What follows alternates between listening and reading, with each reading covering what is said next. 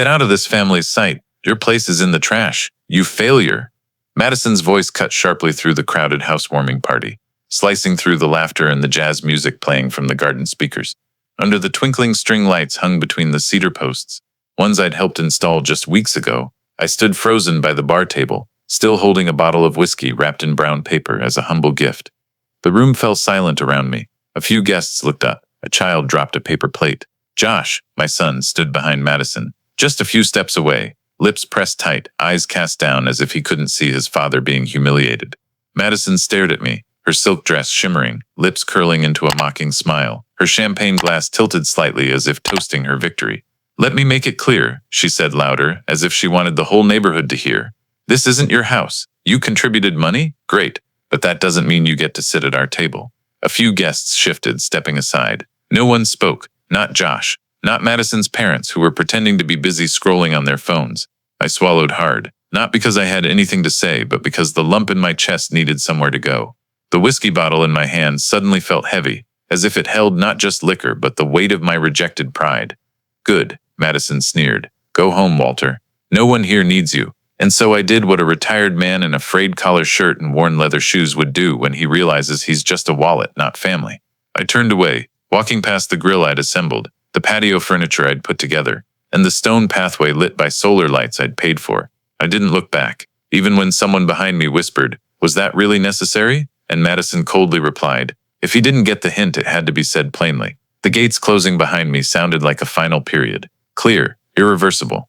I left that party in silence, with no one seeing me off, no one stopping me. Only the night breeze slipped through the wooden fence, carrying the smell of grilled meat and the fading clink of glasses behind me.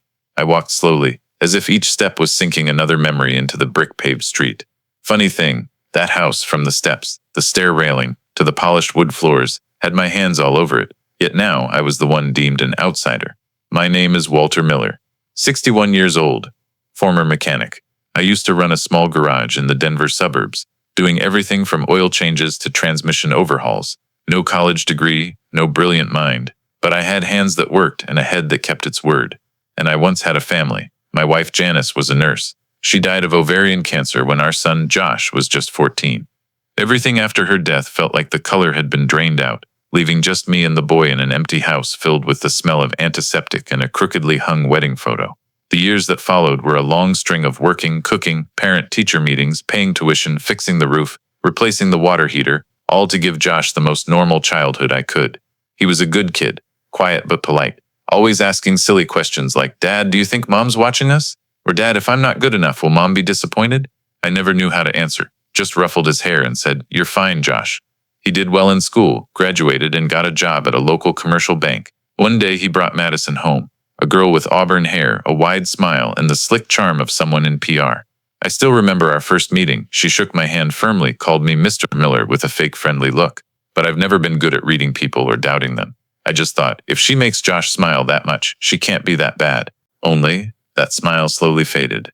Less than 6 months later, Josh stopped sitting with me on the porch on weekends. He moved out of our small rented apartment, going to live with Madison in a condo far from downtown. Closer to her work, he said. We still talked on the phone, but those calls got shorter, colder. I heard more of Madison's voice in the background than his. "Babe, tell your dad we're busy, or don't let him think he can just drop by anytime." I heard it all. My ears aren't that bad. Madison quickly took control of everything, from meal plans, finances, schedules to when Josh could see me. After a while, I stopped getting calls from him to borrow a drill or have me check his car. Everything was handled by Madison's people. Once I brought my toolbox over to fix a leaky faucet. Madison opened the door, looked at me, and said flatly, "We hired a professional already, you didn't need to bother." I stood there, still holding the old wrench Josh used to use when he helped me in the garage during summer breaks, unable to say a word. I can't say exactly when Madison started hating me. Maybe when I didn't hand over money the moment she asked, or when I didn't agree to take out a loan for them to move to a bigger place to prepare for kids, as she suggested. But one thing I know, she didn't like people who didn't obey her. And Josh, he used to be a good, grateful kid, but slowly I stopped recognizing him. He became timid, avoidant, like someone living without daring to speak. I wanted to believe he was trying to keep the peace, that he still remembered who worked his hands raw to put him through college. But the longer it went on, the clearer it became. Madison didn't need Josh to remember. She just needed him to choose, and he chose. I used to think I'd find my way back into his life, the way parents and kids sometimes drift apart but come back together. But today, at that housewarming party, Madison's words slammed that door shut. Not because they were so vicious, but because Josh stood there, right behind her, and said nothing. I don't remember exactly when Josh first asked to borrow money, but I remember why. Madison lost her job due to conflicts with management, and Josh's hours were cut after a bank restructuring. They needed a sum to tide them over while looking for new jobs. I didn't ask much. As a father, my first instinct was always to help. I sent $2,000 to Josh's account with a message. Take care of your wife, call me for dinner when things settle.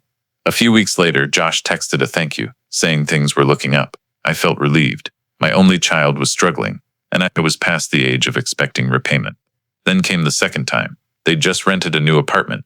Madison said the old one was damp, full of roaches, unlivable. Josh said it was closer to work. They needed $1,800 for a deposit and first month's rent. I hesitated. It was money I'd saved to fix the roof before winter, but I shrugged it off. They're young. They need a stable place to build their lives. I sent the money. No call this time, just a short text. Thanks, Dad. Madison says the new place is gorgeous, come visit. But I was never invited.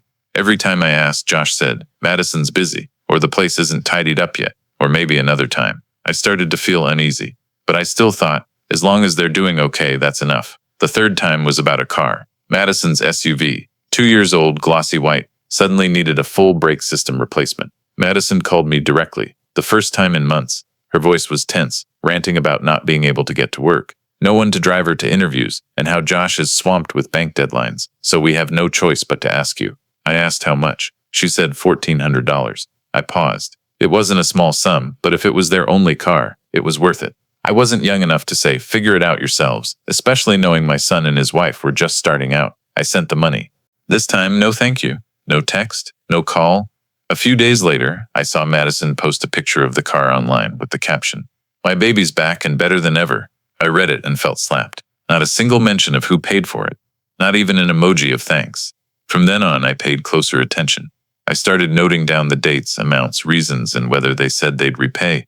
At first, I thought I was being paranoid, but the help requests kept coming faster.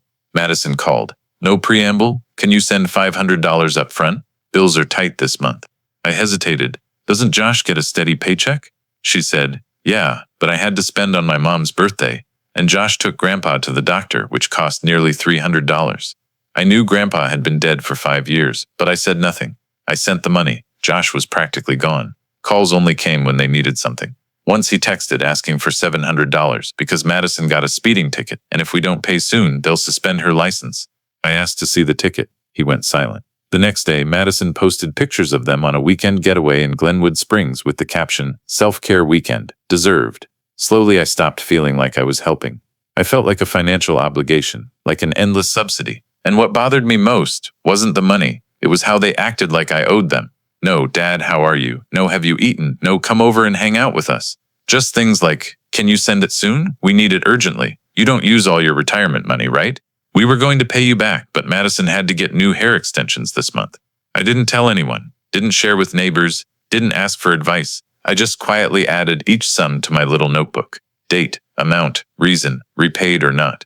Almost all fell under not. I wasn't angry yet. I was just sad, and vaguely felt that one day all this help would stop being for my son. It would become a lesson for all of us. I'm not one for parties, let alone flashy, frivolous ones. But when Josh said they wanted a wedding, I was quietly thrilled.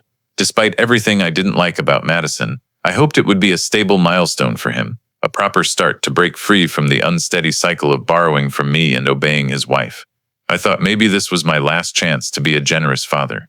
When I asked where they planned to have it, Madison answered instantly, no hesitation, Lakeview Ridge Country Club. I was stunned. That was a wedding venue for Colorado's elite, doctors, lawyers, tech CEOs, not for the son of an old mechanic.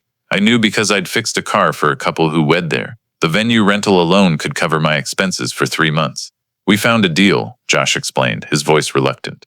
Madison's family chipped in. We just need about $26,000 more. $26,000? I repeated. Maybe a bit more if we upgrade the menu and hire a band. Madison cut in, her voice light as air but her eyes sharp as knives.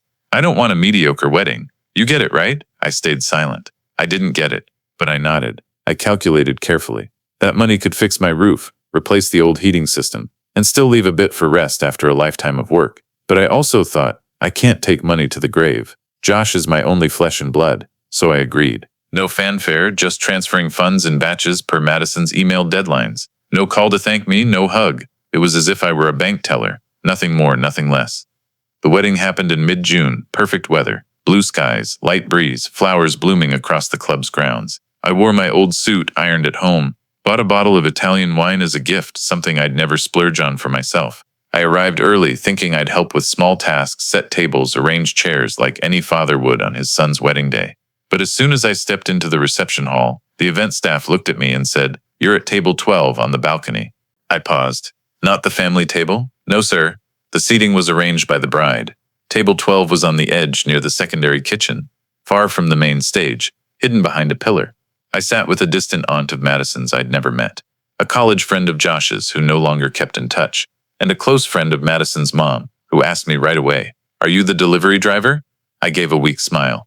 Didn't know how to respond. The wedding started on time. White flowers draped the archway. Violins played softly. Madison walked out like a movie star. Stunning gown, elaborate hair, bold red lipstick. Josh wore a fitted tuxedo, but his eyes held a flicker of tension. I wondered if he was truly happy or just playing a scripted role, but I brushed it off. This was his big day, I shouldn't doubt it. As the reception went on, the speeches began. Madison's parents went first, emotional, long-winded, calling their daughter a shining example, a family unifier, a future pillar. Madison's best friend spoke next. Funny college stories. A coworker of Josh's gave a toast. Good luck, office anecdotes. I sat waiting, kept thinking the MC would call me, but no one did. I was the one who paid for nearly the entire wedding, the one who emptied his retirement savings because he thought he was giving his son a proper start. And I wasn't mentioned once. After the final speech, the MC smiled and said, "Now it's time for the bride and groom's first dance." I still didn't get it. I looked around. A few guests glanced my way, as if shouldn't I have spoken by now? I looked at Josh. He caught my eye for a second, then turned away. I stood up, walked to the coordinator's table, and asked quietly, "Can I have a few minutes to speak? I'm the groom's father." The coordinator flipped through papers, whispered to someone, then turned to me and said softly, "Sorry, the speech list is finalized. Madison said if you have anything to say, you can send a letter after the event." I said nothing. I nodded, went back to my table. As I sat down, Madison walked by. She looked at me, flashed a chillingly polite smile, and said quietly, "You've done enough. Just enjoy the party." I couldn't eat the main course, couldn't drink the champagne. I just sat there, watching the wedding I'd paid nearly $33,000 for, sitting behind a pillar, next to strangers like some irrelevant guest, not the groom's father. And that was the first time I felt not just forgotten, but erased from my own family. After the wedding, I told myself, it's done. Maybe now they'll settle down and manage their own lives. I thought I'd get some rest, some peace after years of carrying the load. But I was wrong. If Madison had worn a polite mask before, after the wedding, she dropped it entirely. No more "thank you, sir." No more pretend check-in calls. Instead, there were curt, cold texts like invoices. "Can you send $1,200 up front? The ceiling's leaking. I'm hosting a baby shower for Kylie next week. Need $900 urgently. Need a transfer ASAP for Melanie's wedding florist. They won't start without full payment." At first, I thought Josh was struggling. I called him intending to ask directly, but it was him, voice small, hesitant, saying, "Madison's handling everything, Dad. I'm just helping out." Slowly, I realized Josh had no say in the family anymore. He was just a shadow beside Madison, nodding and opening his wallet on command. Every decision, from curtain colors to monthly expenses, was Madison's alone. I saw I was being treated like a silent sponsor. I wasn't invited to dinner, wasn't included in family holidays. No one asked how I was, if my back hurt, if I needed a ride to the doctor. But every time the phone rang with Madison on the screen, I knew another transfer request. Once, just weeks after the wedding, Madison called, saying, "Know any good AC repairman?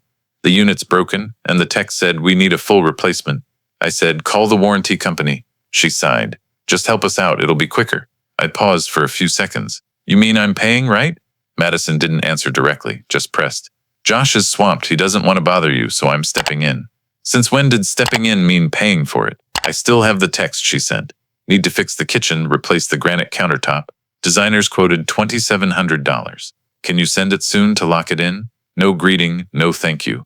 I was eating a cold dinner alone, flipping through Janice's and my old wedding album. Every time I opened to the picture of her beaming in her simple dress, married in our backyard with a spread of sandwiches and lemonade, I felt a lump in my throat. Janice never demanded anything. We never had money, but we always had love. Madison? She treated love like something to be traded for. If it had no value, it was cast aside. Another time during Thanksgiving, I called Josh, asked if he wanted to come over for dinner. I'd made roast chicken, his favorite since he was a kid. He said, "I probably can't, Dad." Madison booked a dinner out with her friends. I smiled, tried to act like it was fine. But the next day, I saw Madison's post online. A lavish dinner table, flowers, candles flickering, captioned, "Thankful for my family, my love, my circle. Couldn't be more blessed." I looked closely. No Josh in the picture, no me. Nothing but Madison's triumphant smile and her shallow friends. A few weeks later, she texted again. "Can you loan $1,000 for Christmas gifts for the office staff? I want to show some gratitude." I read it over and over. She wanted me, a retired mechanic living on meager savings, to pay for Christmas gifts for her coworkers. I didn't reply. I didn't send the money. And I didn't hear from Josh asking, "Why aren't you helping, Dad?" The more time passed, the clearer it became. I was no longer family. I was someone to exploit. I started responding to texts less often. Every time the phone buzzed, my heart no longer raced. I just felt tired, like an unpaid, unrecognized, no-vacation job. I didn't tell anyone. I just quietly added each expense to the little notebook in the kitchen drawer. I didn't calculate interest, but I began recalculating myself. Who had I become in this family? And was there any place left for a father-in-law, like me, when all they wanted from me was money and silence? The spring after the wedding, Madison called with a rare sweet tone. "Hey sir, Josh and I found a beautiful house in Lakewood. It's a bit pricey, but the location's perfect. Good schools, quiet neighborhood. It's truly a once-in-a-lifetime opportunity." I listened, wondering why she was calling me instead of Josh. But then she continued. "We can handle the monthly payments, but the bank requires a cosigner with a better credit score to get a favorable interest rate. I know you have a high credit score and a clean financial history. If you co-sign the mortgage, everything will go smoothly." I stayed silent for a long time. This wasn't a small request. I knew co-signing wasn't just signing for fun. It was a legal obligation, a commitment to cover the debt if they couldn't pay. But then Madison went on, her voice more emotional than usual. "You've already helped Josh and me so much, but this time it's for building a home, our dream house, with a room for a future baby, a yard for gardening, a garage for Josh to tinker with cars like you taught him when he was little." Those words hit my weakest spot. I pictured Josh with a screwdriver grinning beside me in the garage as a kid. I imagined a home where I could visit on weekends, hold my grandkid, fix a window, tend a garden. I'd always dreamed of an extended family, the kind I thought I'd never have after Janice passed. So I nodded. I sold my remaining old stocks, drained my entire retirement account, and transferred Josh and Madison the exact amount the bank required, over $78,000. No questions asked, no paperwork signed. I still thought, it's for my son. What's the need for formalities? I was there on signing day, standing next to Josh like two men tackling something big together. He smiled as he took the keys from the realtor, looked at me and said softly, "Thanks, Dad. We could never have done this without you." I nodded, gave a small smile. That was the last time I heard him thank me. Less than a week later, I texted Josh, asking when I could swing by to see the new place, maybe bring some plants and gardening tools. No reply. I called. Madison answered, cold. "It's not a good time. The house isn't ready. Still a lot to do. Maybe later." I waited a week, then 2, then a month. I texted again. "Just want to see the house. Won't be a bother." Josh replied curtly, "Madison's busy. We'll let you know." "No, Dad. No, I miss you. Just distance." One day I decided to go to their house, partly out of concern, partly out of wounded pride at being sidelined. I brought my toolbox, some mint and tomato seedlings, planning to help start their garden. But when I got there, I found the locks had been changed. The door had a video doorbell and an electronic keypad. I rang the bell. No one answered. About 5 minutes later, Madison texted, "You can't just show up unannounced. This is our private home. Your contribution was to help, not to come and go as you please. Please respect our boundaries." I stood there frozen. A cold breeze swept through the brick walkway. The house had white windows, a neatly trimmed lawn, a freshly painted wooden fence. My hands were all over it from the money to the hopes, yet now I was a stranger. I didn't reply to the text. I just turned around, left the box of seedlings on the doorstep and drove away. From that day on, I wasn't invited to anything anymore. Not Josh's birthday, not Thanksgiving, not Christmas, not even a New Year's text. The only time I heard about them was through Facebook, where Madison posted photos of their happy home, captioned, "Home is where we build it together, from nothing." No thanks, Dad. No trace that I ever existed in the story they were telling the world. I started digging through the home purchase contract. My name was still there, clear as day. Walter C. Miller, co-owner. But when I texted about my access rights, Madison replied curtly, "You co-signed to help with the loan, you know that. Having you stay could affect the bank agreement. Please understand." I understood. Understood that from start to finish, I was a pawn, a tool, a trusted name to unlock a loan and be locked out when no longer needed. I wasn't angry like before. I just felt empty and foolish. Because this time, I hadn't just lost money. I'd traded away the last shred of trust I had left. I arrived at the housewarming party on a clear Saturday afternoon, carrying a bottle of Italian red wine I'd kept in my wooden cabinet for 10 years. It wasn't the most expensive kind, but it was one I'd saved for a special occasion, a family reunion, or someone's milestone birthday. This time, I decided to bring it as a housewarming gift for Josh and Madison. Despite everything, I told myself, I'm the father, I have to show up, I have to be kind. I wore my old suit, the one I'd worn to their wedding. It was a bit tight around the waist, but still presentable. I polished my shoes that morning, ironed my shirt, and tied the green tie Janice had bought me for a birthday long ago. Looking in the mirror before leaving, I saw an old man with gray hair, still trying to hold himself together, as if being a bit more polished would make me more accepted. Their new neighborhood was quiet, with stone-paved roads, neatly trimmed trees, and motion sensor lights that flicked on as I approached. I knocked on the door. No one answered. But less than a minute later, it swung open, not by Madison, not by Josh, but by a young server in a black shirt holding a cocktail tray. He looked at me, unsure who I was, and said, "Sir, guest of which side?" Before I could answer, a girl inside, probably Madison's friend, saw me and waved. "He's the groom's father." The words made the server step aside, but his glance still carried a hint of suspicion. I stepped in slowly, scanning for Josh. The party was in the backyard. Guests were nearly all there, mostly Madison's friends and a few of Josh's old coworkers. I recognized a couple of faces from the wedding, but no one greeted me. They were laughing, holding white wine, eating appetizers from glass tables under large umbrellas. I went to the seating chart, quietly asking the coordinator, "I'm Walter Miller, Josh's father." The young woman glanced at the list and pointed. "Table 9 on the patio, near the secondary kitchen." I paused but smiled. "Thank you." Table 9 was a square, makeshift table cobbled together from two smaller ones. Sitting there were a woman I later learned was Madison's housekeeper, an old college friend of hers, and a loud-talking man, face flushed from drinking. No one greeted me. I set the wine bottle down by the chair leg, wiping my forehead with a handkerchief. I sat there for about 10 minutes before standing up. I couldn't stand being invisible at a party I'd helped fund. I decided to head inside where soft music was playing, hoping to find Josh or at least offer a proper greeting to the hosts. But as I reached for the door handle, Madison appeared, as if she'd been watching, waiting for me to make this move. She stepped forward, blocking the doorway, her eyes not angry but chillingly cold. "What are you doing?" she asked, low but clear. "I just wanted to talk to Josh, haven't had a chance to say hi." "You don't need to go inside," Madison said, her tone as casual as if she were speaking to a delivery driver. "Josh is busy with guests. This is our party, not yours." I stayed silent for a moment, swallowing hard. I thought I had a right even just to... She cut me off. And then right at the house's entrance, with guests starting to notice, she said louder, "No longer hiding. Stay out of this family's sight. Your place is in the trash, loser." The words hit like a slap to the face. A few heads turned. A glass clinked faintly against a tray. And I saw Josh standing a few steps away, in a white shirt, holding a drink. He looked at me for a long time, then lowered his head, said nothing.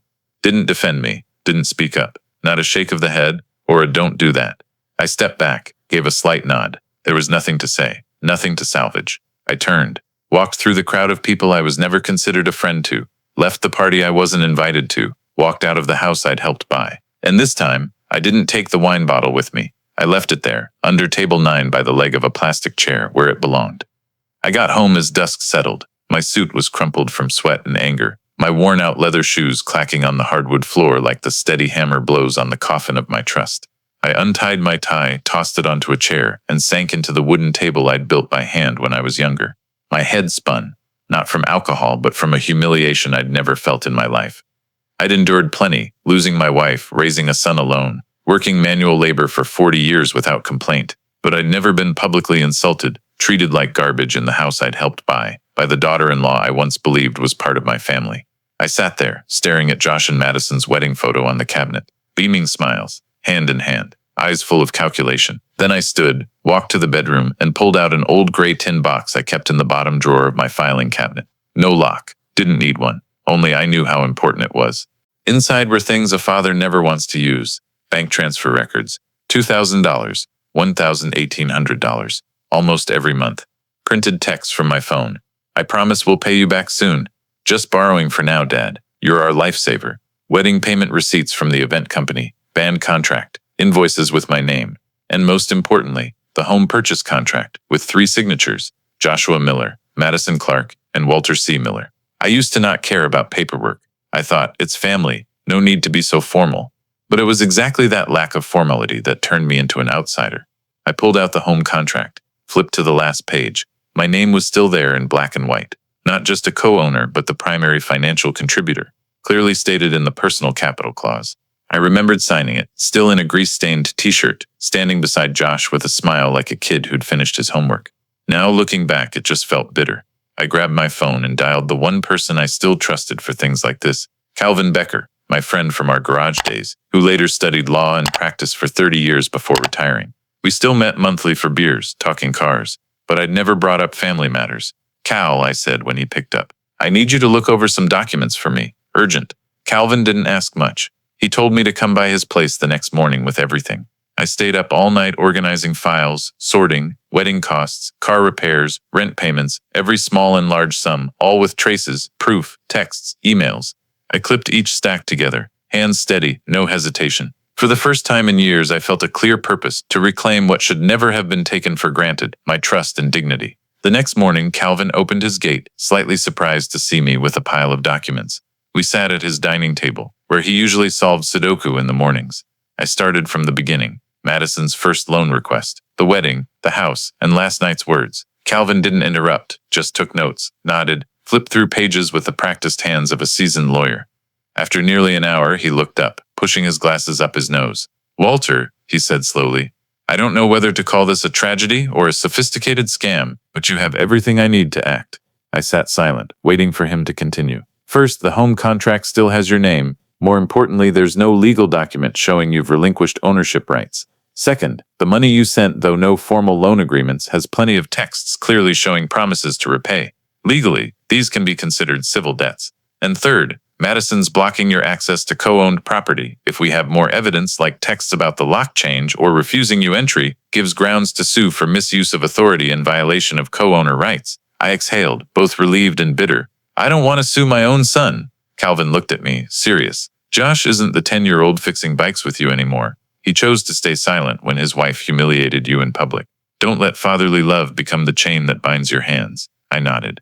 My weathered hands gripped the stack of documents tightly. It was time. Not for the money, but because I'd let them walk over me for too long. Before leaving Calvin's, I turned back and asked, where do I start?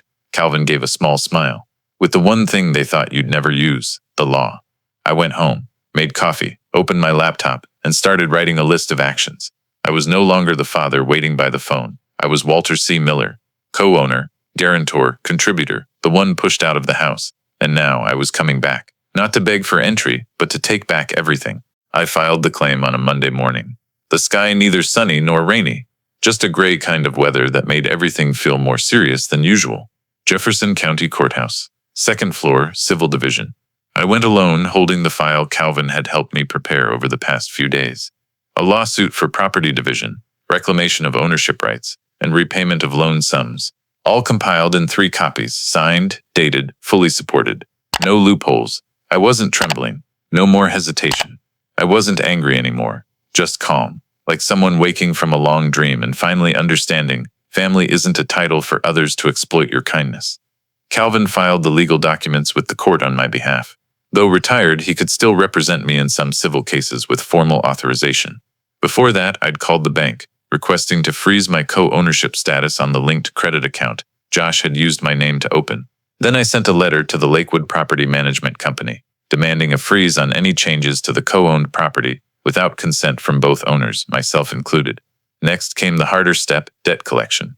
Based on texts, transfer records, and verbal promises, partially recorded in calls, Calvin drafted a demand for repayment of all funds I'd provided, including wedding costs $32,000, emergency loans, nearly $10,000, home repairs, car contributions, and appliance maintenance, $5,400, a total of over $47,000. I demanded repayment in monthly installments, or a lump sum within 60 days, or it would proceed to civil court. 3 days later, Josh and Madison received the notice. The delivery was handled by a legal courier Calvin hired, dressed in a suit, with a badge, professional, and by the book. Madison screamed in the front yard when she signed for it. Some neighbors stopped to watch. I wasn't there, but Calvin recounted it over the phone, his tone half serious, half mocking. I think it's the first time she's received a document that wasn't an invitation or a restaurant bill. That evening, Josh called me. The first time in months. His voice was soft, like the boy who used to stand by me in the garage. Dad, are you really taking me to court? It's not about wanting, Josh. It's about needing, and it should have happened a long time ago. I'm sorry, I didn't know things would go this far. I stayed silent for a moment, then asked, You didn't know? Or you knew but didn't dare stop it? The other end went quiet. Then Josh said softly, Madison's freaking out. She says you're trying to ruin our family's happiness. I gave a small, humorless laugh. No, Josh. I'm just taking back what I put in. Happiness can't be built on someone else's money while telling them to stay out. We can't afford to pay it all. Then face the court, I replied curtly.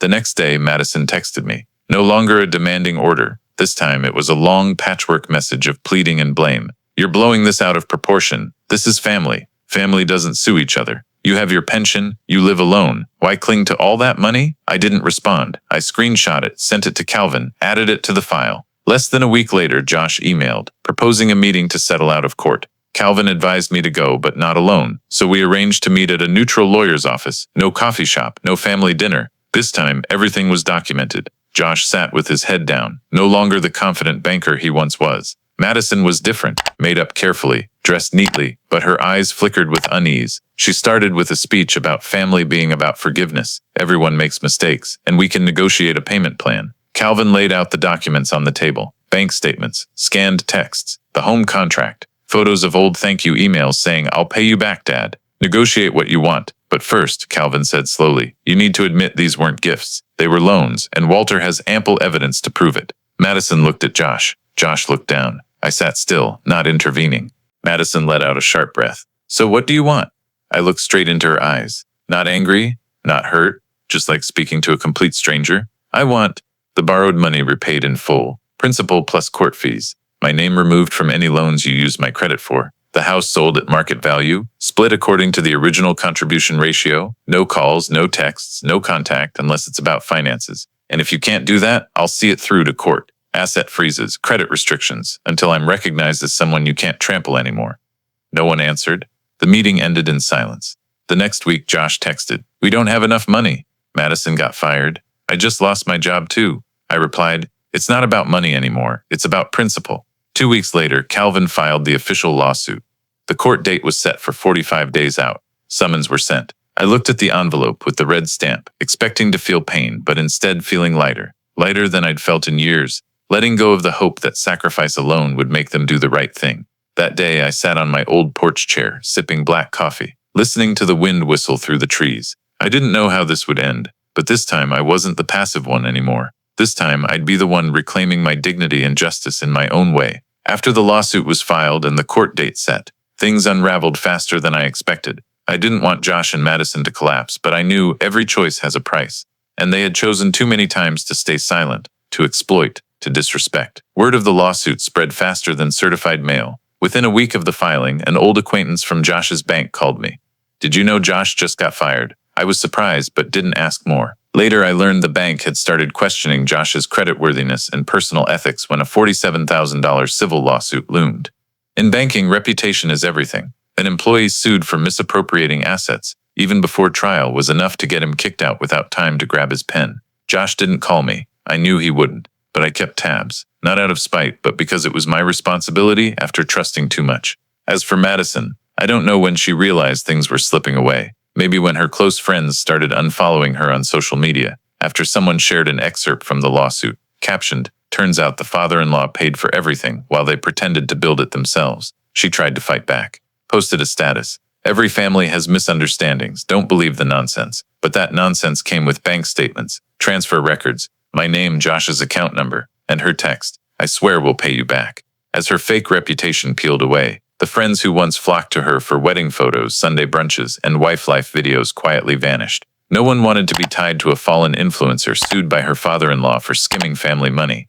The breaking point was when they lost the house. Calvin and I had filed to divide the property based on contribution ratios. The court approved it after nearly 2 months. In the home purchase records, I'd covered over 70% of the property's value, enough to demand liquidation of my share if the other party couldn't buy it out. I didn't want the house back. I just wanted what I'd lost. But Madison thought differently. She made a scene, sent an email to my lawyer, half pleading, half defiant. Walter can't possibly be so heartless as to push a young couple onto the street over a few financial misunderstandings. Calvin replied curtly, "No one's being pushed onto the street, but no one has the right to keep someone else's property without paying a dime." A few weeks later, the court granted me the right to sell my ownership share to a third party. Exactly 7 days after that, a real estate investor came to view the house. Josh didn't have the money to buy out my share. Madison had maxed out her credit cards long ago. With no other choice, they had to sell the entire house. Half the proceeds went to me. I didn't feel joy or sadness. I just felt done. A final page turned, closed, with nothing left to write. When they moved out, I was there, not to evict them, but to see clearly. The people who once pushed me out of that house were now leaving quietly, dragging 3 suitcases, a cat crate, and a pile of wedding decorations stuffed in black trash bags. Josh looked at me one last time. His eyes were red, but he said nothing. Madison didn't look. She just hurried to the car, slamming the door so hard it rattled the windshield. A few days later, I heard they'd moved to a rundown rental apartment on the west side of town, an area known for petty crime and bad plumbing. A small place, damp walls, poor soundproofing, and notably, no backyard for parties. I didn't feel satisfied, or like I'd won revenge. I just felt regret. If only one of them had known when to stop. If only Josh had the courage to say, "Dad, I'm sorry." If only Madison had valued the person who helped her build everything from nothing. But no one did, and consequences were inevitable. The evening they moved, I sat alone on my old wooden porch chair, watching the rusty gate open and close behind them, like shutting a distorted dream. On the table was a cold coffee and an unopened newspaper. Beside it, a photo of Janice holding a young Josh, the two who were once my whole world. Now that world had crumbled, but at least I'd kept my part of it, and no one could take that away again. That afternoon, I was in the garage behind my house where I still went daily to tinker or just sit, breathing in the smell of old motor oil, sipping coffee and listening to AM radio, when a car screeched to a stop outside. An old, scratched, dusty silver sedan parked at the gate. The door opened. It was Madison. I barely recognized her. Messy hair, no makeup, her face haggard through skin once overly pampered, faded sweater, dark circles under her eyes, and strangest of all, no high heels. Madison walked into the garage slowly, her eyes no longer haughty but trembling, like she was stepping into forbidden territory. She stood a few feet away, swallowed, then spoke. "Walter, I don't know who else to turn to. I need your help." I didn't respond, just poured more coffee, took a sip, and set it on the scratched wooden table beside my toolbox. I didn't offer her a seat. Madison understood and stood still. After a moment, she started crying. Not dramatically like in movies, but a choked, stifled sob. Throat tightening, tears rolling down her cheeks without wiping them. "I know I treated you terribly. I know I was selfish, ungrateful. I have no excuse. But Josh lost his job. No one will hire me. Our friends turned their backs. The apartment we're renting lost power because we owe 3 months' bills. The landlord's threatening to evict us, and I can't let it end like this." I stayed silent. Madison continued, her voice breaking. "I'm not asking you to forgive everything. Just a chance to make it right." I stood up, walked toward her slowly. My leather shoes creaked on the concrete floor. I looked at her, not with malice or pity, just a clear gaze. This was the last time. "I'll give you one chance," I said, my voice low and firm, not because I'm soft, but because I want to leave you with one final lesson. Madison looked up, eyes wide. I raised one finger. "First, you and Josh repay every cent. No interest, just the principal. $43,200 total. I'll split it over 24 months, $1,800 a month, on time, exact amount. 1 day late, the deal's off. Back to court." She swallowed hard, nodded slightly. "I don't care how you live, do what you have to. But I want it on time, exact amount." I raised a second finger. "Second, Josh gets a job with a real paycheck. No freelancing, no pyramid schemes, no looking for opportunities. I want to see pay stubs every month. No stubs, deals off." Madison pressed her lips together but nodded. I continued. "Third, from now on, never call, text, or show up asking for money for any reason. Illness, weddings, funerals, accidents. Got it?" She nodded faintly, eyes still wet. I raised my final finger. "And last, the most important, you'll write a public apology. On Facebook, Instagram, every platform you use to brag about your self-made home. You'll state clearly, the wedding money, the house, the living expenses, all paid by me. You'll apologize for treating me badly, admit you saw me as a walking wallet, and commit to changing from now on." Madison's eyes widened, her face flushing red. You want to humiliate me? I looked straight at her. No, I want the truth put back where it belongs. If you want to make things right, start by owning your mistakes. She stood frozen, lips trembling. After a moment, she said softly, I'll do it, all of it, but can you not make Josh write it too? He thinks you hate him. I sighed. Josh is an adult. He chose silence. He faces the consequences. But if you want to write it alone, I'll allow it, as long as it's clear, no ambiguity. Madison nodded faintly. Then for the first time, she bowed slightly, awkward, reluctant, but perhaps genuine. She turned and left without another word. I watched her go, then turned back to the table, pouring more coffee. The cup was still warm. Outside, the afternoon sun stretched long through the garage window, glinting off the rust on a wrench I'd kept since 1985. Everything gets old, scratched, but can still be used if fixed the right way. And me? I didn't need a perfect apology. I just needed them to learn something, this time at a real cost. A week after the garage meeting, Madison posted the apology. No photos, no background music, no filters,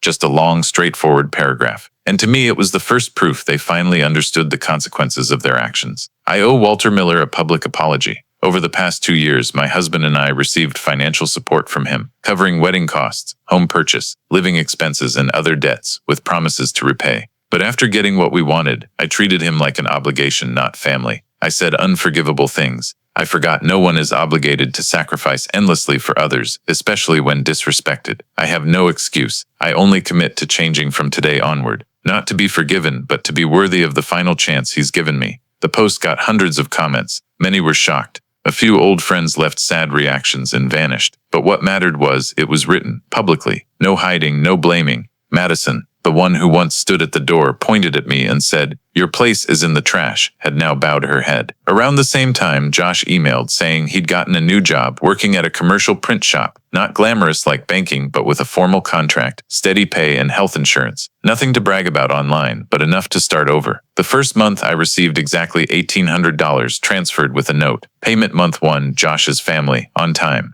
No shortfall, no prior call asking, "Dad, can we send it late?" The next month, same thing. And the month after, I started tracking, no longer in the old notebook, but in a spreadsheet on my computer. Dates, amounts, confirmations. I kept my distance. No calls, no check-ins. But inside, I felt something shifting. Not the relationship, but how they saw me.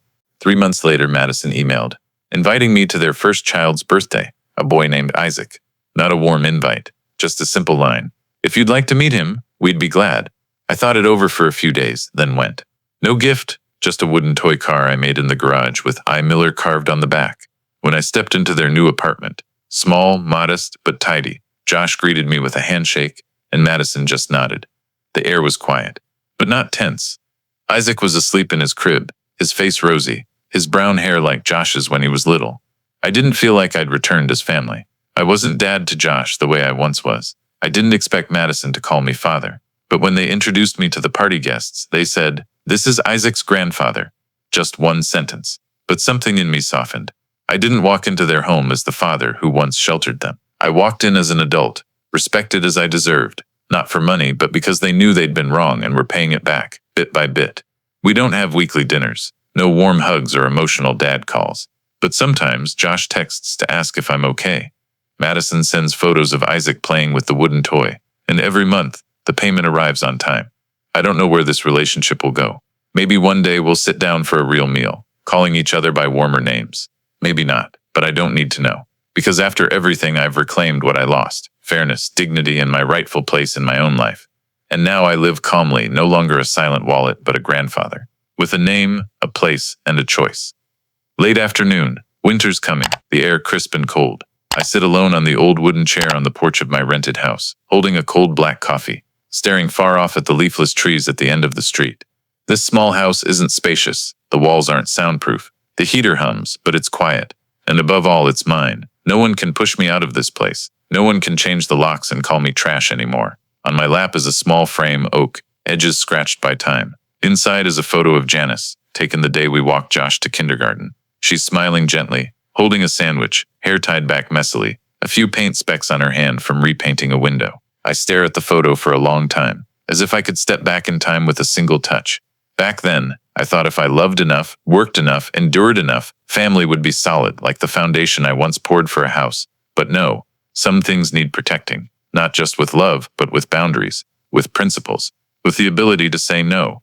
I'd given too much. thinking it was a father's duty. I'd stayed silent to keep the peace, to stay close to my son, believing they'd eventually understand. But the truth is, when people get used to your constant giving, they start seeing kindness as an obligation. And at some point, you're no longer dad, just a wallet that transfers money, a name that signs contracts.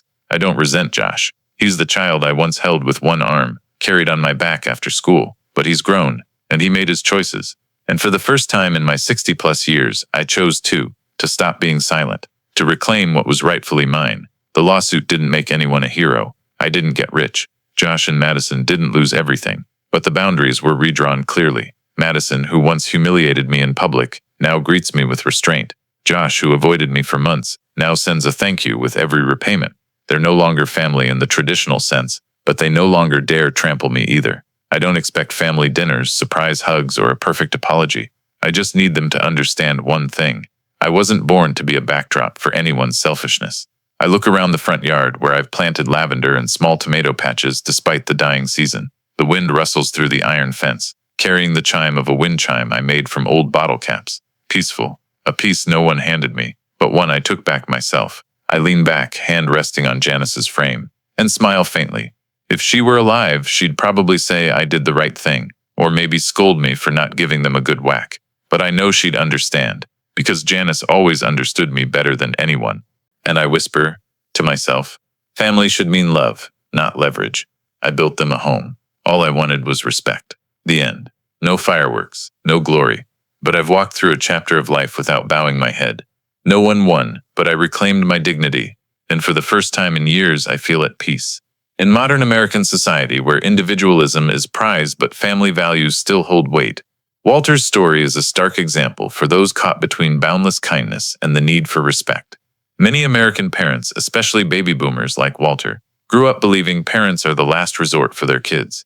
This leads them to sacrifice finances, time, and energy to help their children settle, asking only for familial bonds in return. But in today's world, where younger generations lean toward independence or, like Madison, take kindness for granted, this can turn family ties into a one-sided burden. The detail of Walter contributing over 70% to the house yet being kicked out of it is a slap to anyone who thought helping enough would earn love. Or being called trash at the housewarming party. A symbol of the American dream realized shows a harsh truth. Without clear boundaries, kindness can be twisted into weakness. The practical lesson is, love responsibly. Supporting children is noble, but not at the cost of personal dignity. Document loans, retain property rights, and above all, demand mutual respect. Because in a law-driven society like the US, family isn't exempt from justice, and justice starts with standing up for yourself. If Walter's story makes you reflect on boundaries and respect in family, don't forget to subscribe to catch more real-life stories with deep meaning. Thank you for listening. See you in the next video, where every choice carries a profound lesson.